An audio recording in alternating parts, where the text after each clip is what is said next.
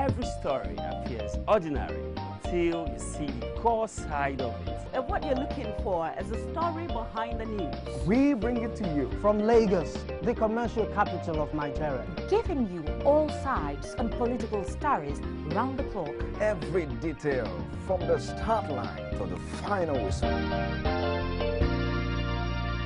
CoreTV News, expanding your view.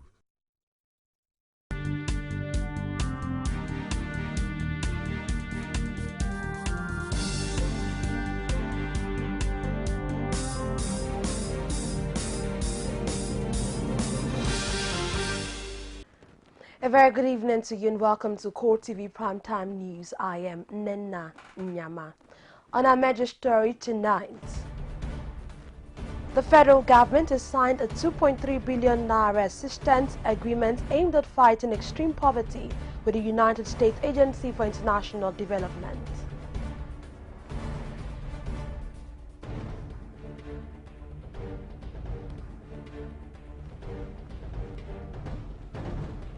Also in this program, the Nigerian Army affirms that no amount of distractions would deter it from ending terrorism in Nigeria by December.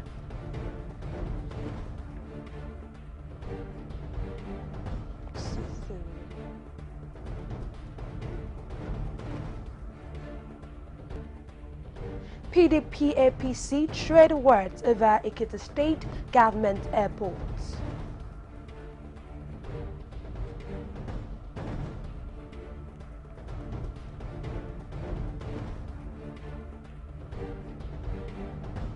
And outside Nigeria, U.S. President Barack Obama splashed a full investigation into an apparent U.S. airstrike on an Afghan hospital that killed 19 people.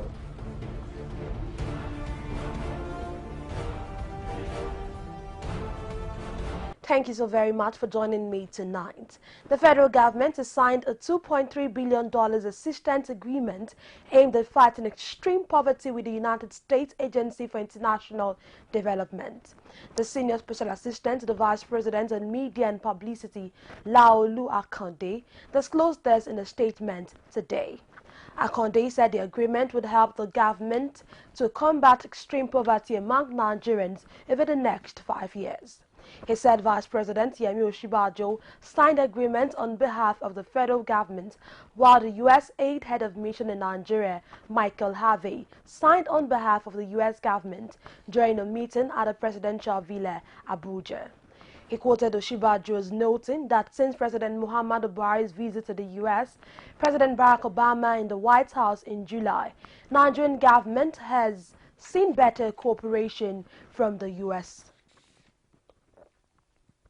The Nigerian Army affirms that no amount of distractions will deter it from ending terrorism in Nigeria by December. Theatre Commander Operation Lafiya Dole, Major General Yashua Abubakar, gave this assurance while speaking with journalists in Maiduguri. Abubakar was reacting to recent spate of suicide bombings by suspected insurgents in some parts of the country. He pointed out that the bombings were aimed at diverting the attention of the military from achieving its target in the ongoing anti-terrorism war. The Kano State Police Command says it had arrested 69 cattle rustlers and other notorious armed robbers in the last 1 month.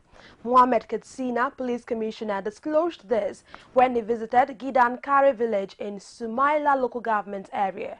CoreTV News gathered that the village had been deserted by residents due to incessant attacks by armed bandits. It also reported that the police commissioner was in the village to assess the security situation and map out strategies to rid the area of the menace. Katsina said of the number arrested, 46 suspects were among the most wanted armed bandits in the area, while the remaining 23 suspects were arrested for cattle rustling. The police authorities have set up a committee to handle the deployment of security operatives before, during and after the burial ceremony at the late HID Awolowo.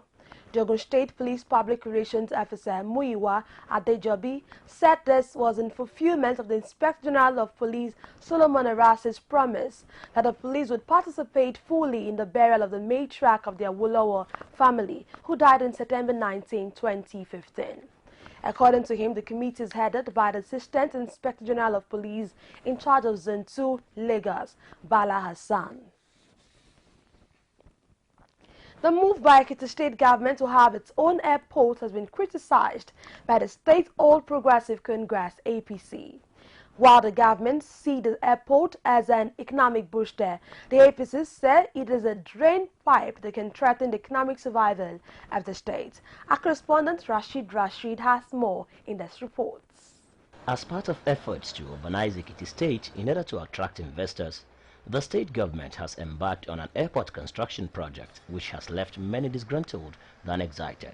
The All Progressives Congress in the state kicks against the plan, stressing that Ekiti lacks the financial strength to embark on such project. The Fayose-led administration desires to have an airport in Ekiti State. The site is going to be around 4,000 hectares. He said it clearly in Yoruba that Ekiti does not have money. Ekiti Olowo, Ekiti Jegbese. He said it in English, the way he understands it, that we are owing money. We cannot afford any project that is gigantic. But I'm wondering what you call a 17 billion naira project. While work has already commenced on the proposed project site, affected community members as well as farmers ask that compensation be provided before the project progresses. What I'm look say we can pay money, my money, farmer. There are no houses there, but just crop enumeration. The state will obviously compensate them. We're happy to do this project, but our problem is our compensation before anything done. Though the state government argues that the airport will open Ekiti to the world, but the APC believes otherwise. What economic value does he have for Ekiti State? It cannot be an international airport for number one. The 17 billion naira project that Ayodele Fauci wants to do in Ekiti State. I say it and put it to him that he has found a conduit pipe to take over some of the funds that he wants to steal out of the system. And if he says anything contrary to that, I hope he comes to Ekiti people to defend that particular project. Boost the economy of the state. Investors will be able to fly in and out. It will also open up the state. You know, there's no doubt about that. People want to come to the state, and we have various institutions there, apart from investors in industries. While the matter continues to be a subject of debate for the opposing parties, Ekiti residents await the outcome of what becomes of the proposed airport project. Rashid, CoreTV News, Ado Ekiti. We'll take a break now, return with more stories. Just stay with us.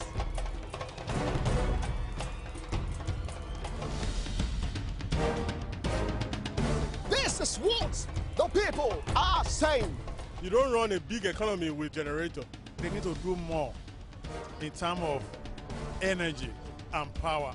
Many things to do for this Nigeria about lights, water, and new TT. For Nigerians that are not gullible, we know that good laws have done nothing good for this country. Buhari won the election convincingly.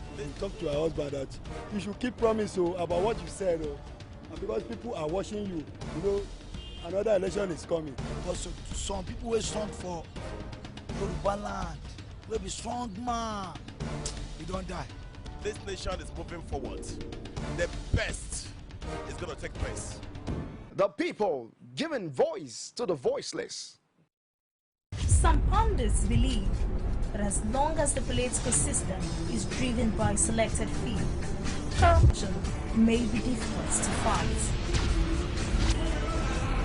You should be careful about what you say. I am not the only politician. Even if I've wronged anyone, it's time to forgive me. Please for Arena every Sunday at 9:15 p.m. and a repeat broadcast every Tuesday at 1:30 p.m.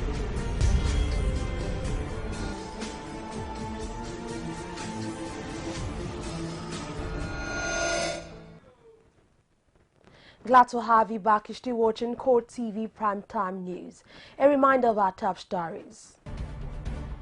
The federal government has signed a $2.3 billion assistance agreement to fight extreme poverty with the United States Agency for International Development.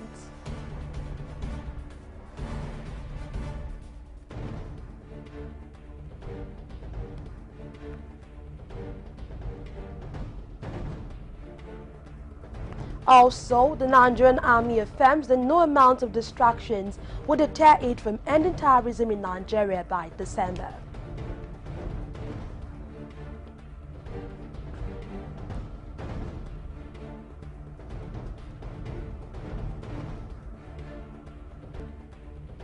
And PDP APC trade wars over Ekiti State Government Airport.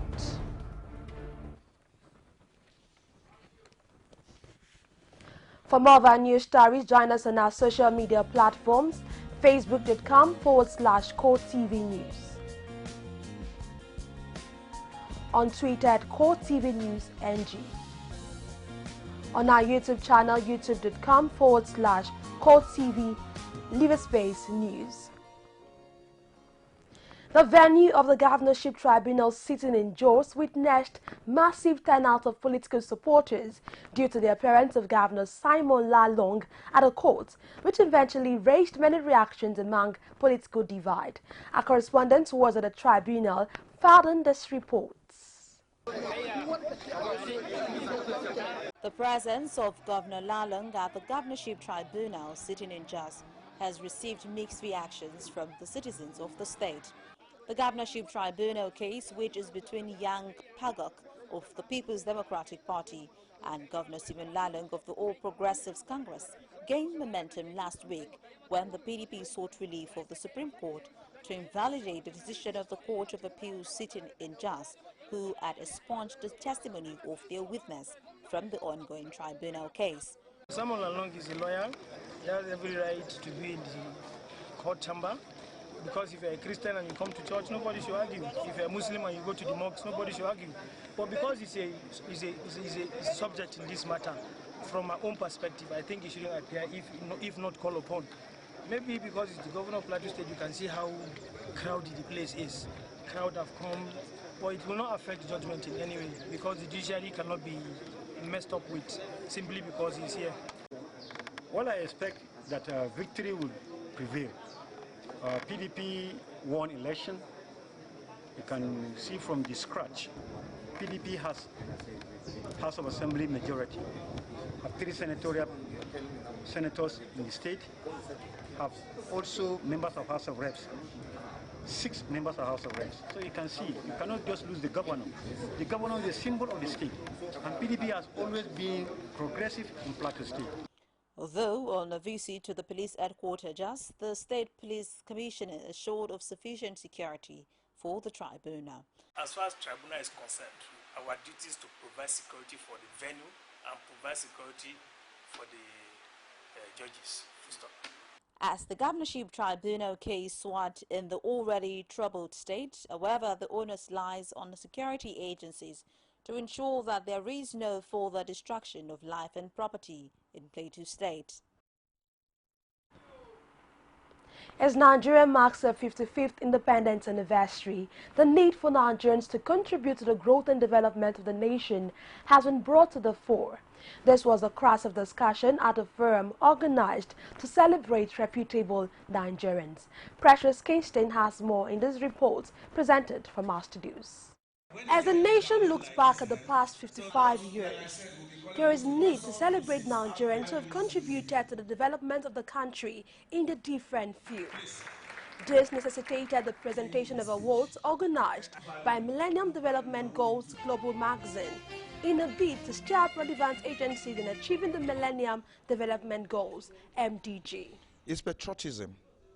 Looking for expression. We've been wanting to hold our politicians accountable for their stewardship, and it's been very difficult. So we chose this award to ignore them. We don't give them the award, unless for those that we know have excelled, and we have gone to the places where they served to verify.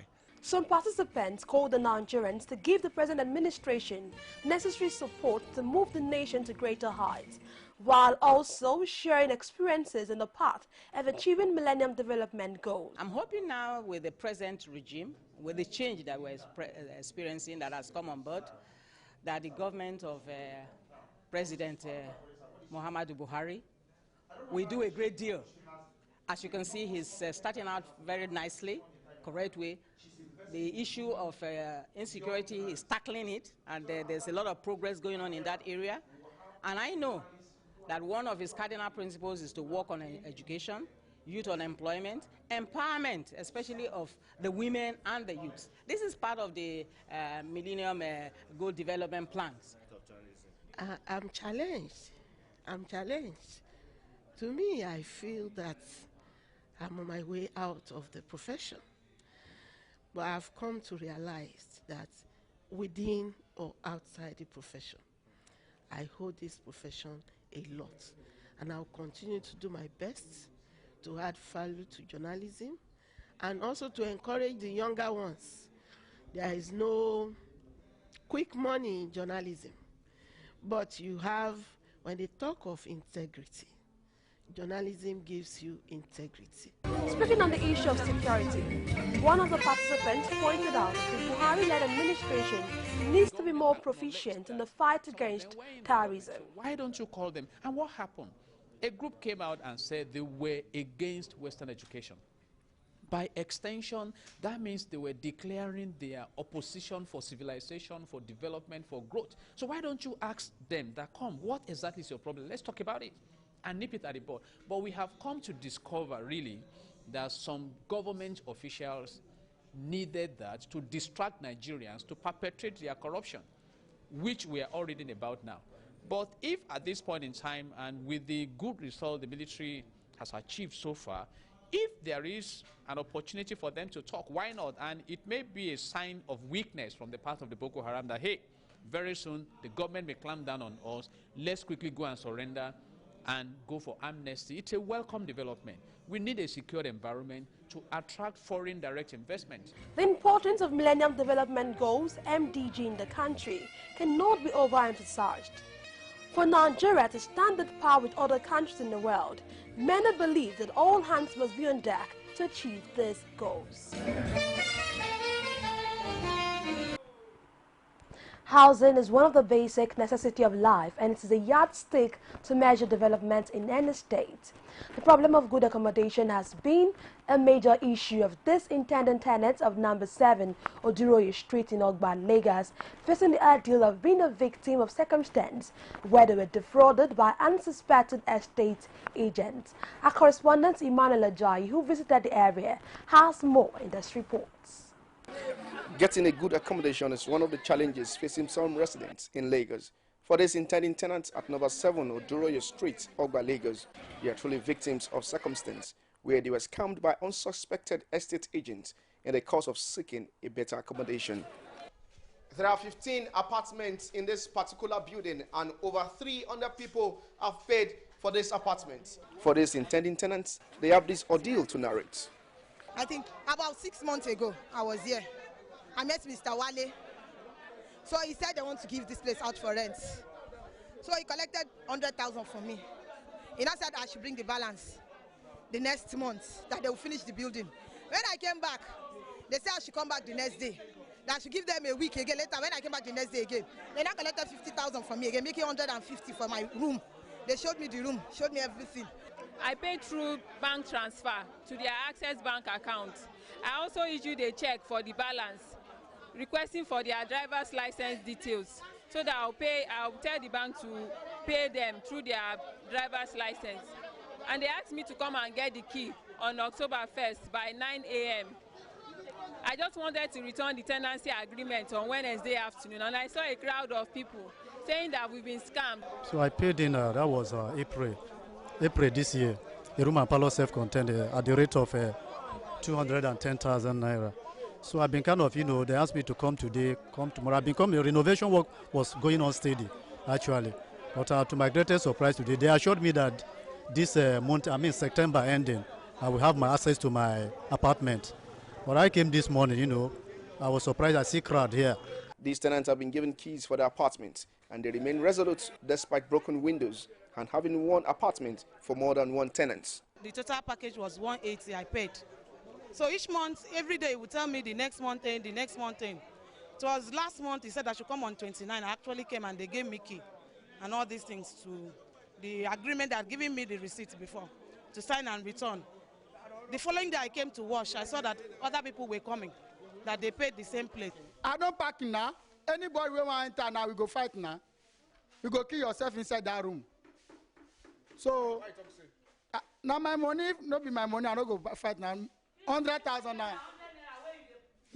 I'm Okada man, I drive Okada. I don't feel the bro where they go, come 15, they pay 15, I come give them 100,000.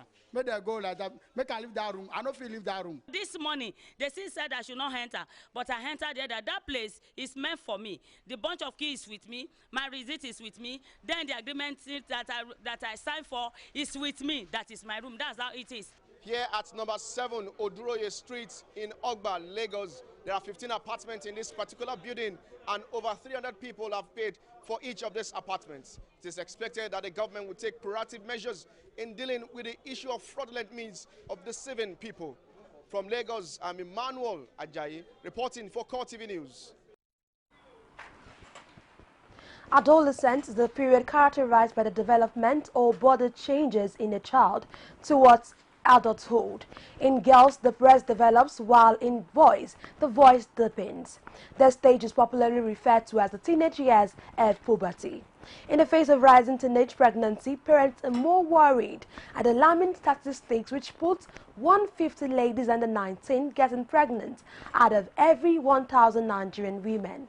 CoreTV News correspondent Netu Labari has details of this report. In a bid to protect adolescents from early pregnancy, abortion, misinformation about sex and career failure, sexual education has come to bear as counselors seek to equip adolescents with adequate knowledge on sexuality.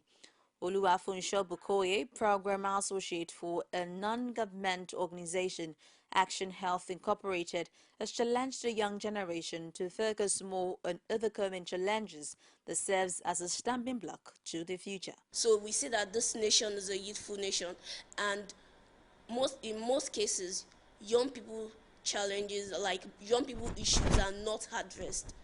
The challenges that young people are facing range from the educational challenges, the health challenges, employment challenges. There are so many things that a young person face day in, day out. Government have a huge role to play in creating more vocational centers around the country for young people. This will address the issue of unemployment, because as a young person, if you're already trained in one skill or the other, you become a person who is skilled in a particular trade. The adolescents' future can be secured if they are encouraged to communicate properly with their parents, guardians, and counselors and be guided properly. The adolescents have this to say. It's high time the government started taking responsibility for young people. Government has abandoned the youth in so many ways. Some are already touts, some criminals, committing all sorts of atrocities in society. If only the government can put in more effort, making these youth responsible citizens, they will be useful to themselves and to the society. The government should make centers for vocational training and skill acquisition available for young people. For example, a young person can go to school and learn photography at the same time. Now, a young person that does not have opportunity to go to school can learn vocational skills like barbing, tailoring, fashion designing, and all that. It can help make them financially buoyant in the future, and they can ensure good future, a better future for themselves. They say the future of the average Nigerian youth is full of promises and is beautiful. For in no distant time from now, they are the leaders of tomorrow. The future will be bright. They will learn to embrace solutions. Netu Labari, CoreTV News, Lagos. We'll take another break now, return with more stories outside Nigeria. Just stay with us. Is it crazy or autocracy? Or what type of crazy is that? Except crazy. News making the headlines. Black Maria is to carry criminals, child looters that are in government today. Sometimes it gets confrontational. Slap you in the face. They don't put words into my mouth. Whatever it is that will bring our military to the secret, I said to hell on Core Digest. I want to know why I should be believing them. Every weekday, we bring all of these together and take them to the court of public opinion. Everybody has a right in Nigeria. Where you are the judge.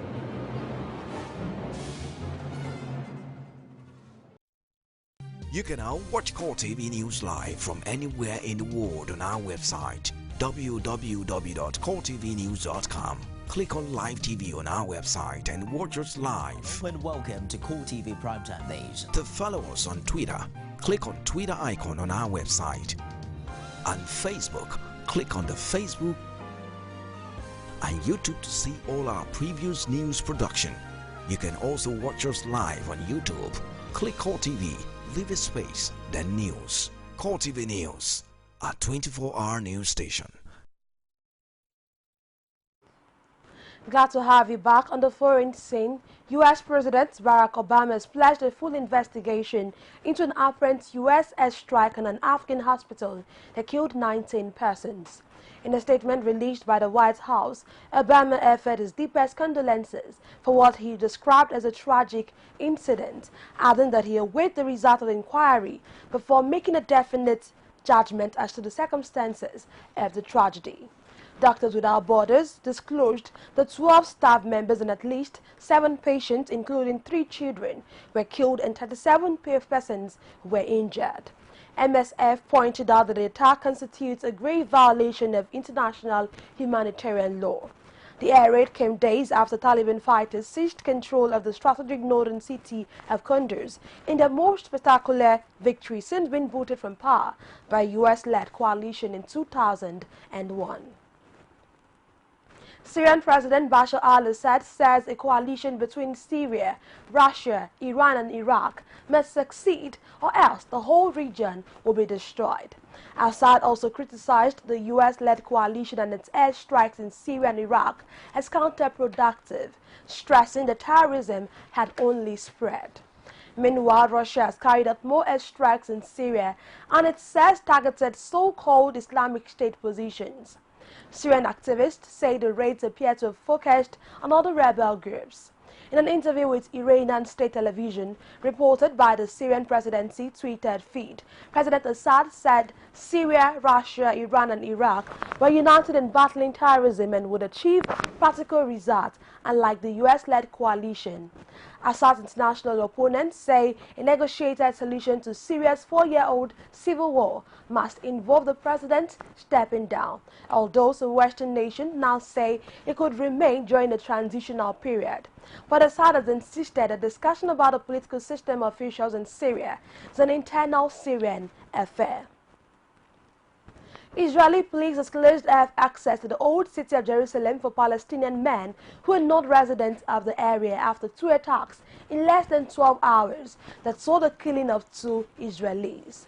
The police said the restrictions on the old city in occupied East Jerusalem only allow access to Israelis, tourists, residents of the area, business owners, and students. Worship at the sensitive Al-Aqsa Mosque compound will be restricted to old city residents and Palestinian Israelis and limited to men of age 50 and above. Israeli police also disclosed that the restriction will last for 2 days. And now to sports.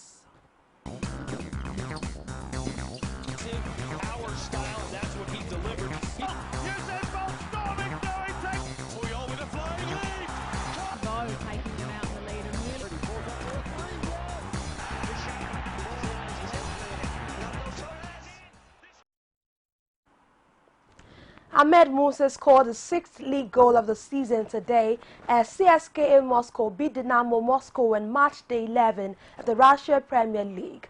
Musa has been in impressive form this season and duly made a goal-scoring contribution for the Army club, who completed the win to continue their brainstorming start to the season. The Nigerian, in all honesty, owed the goal to the hard work of Ivorian marksman Saido Doumbia. Doumbia was played through by Musa on the right via a fantastic ball, and the striker honed in on goal with single-minded intent of scoring emphatically.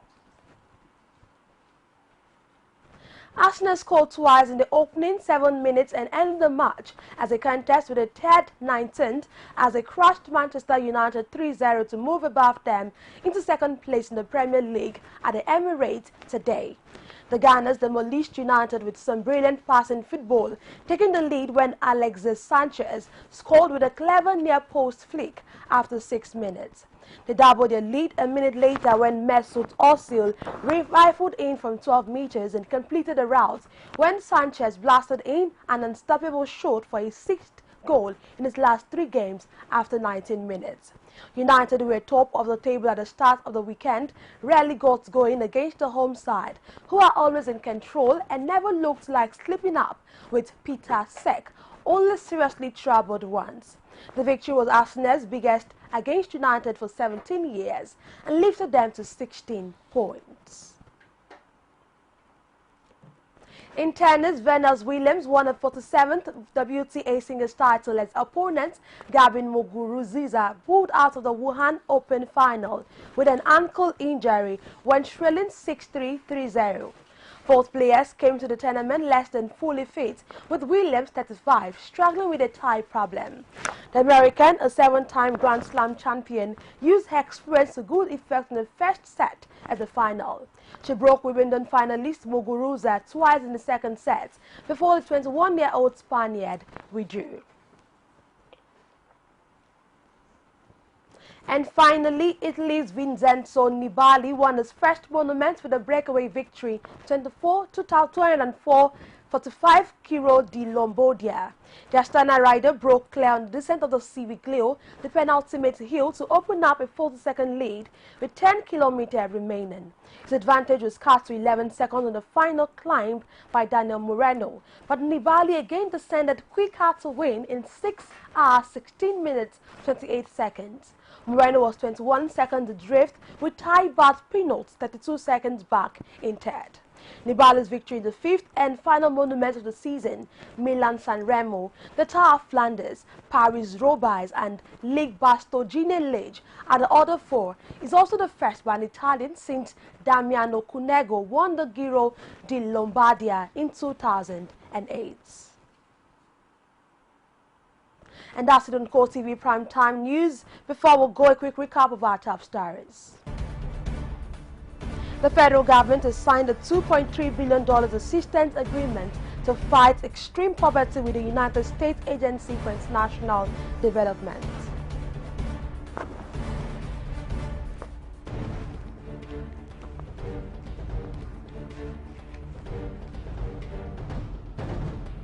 Also, the Nigerian army affirms that no amount of distraction to deter it from ending terrorism in Nigeria by December.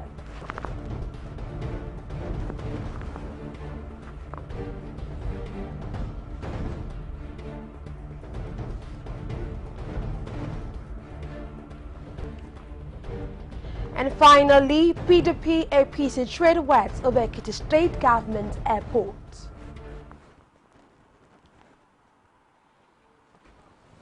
Thank you so very much for staying with me tonight. I am Nena Nyamadu. Have a lovely night rest.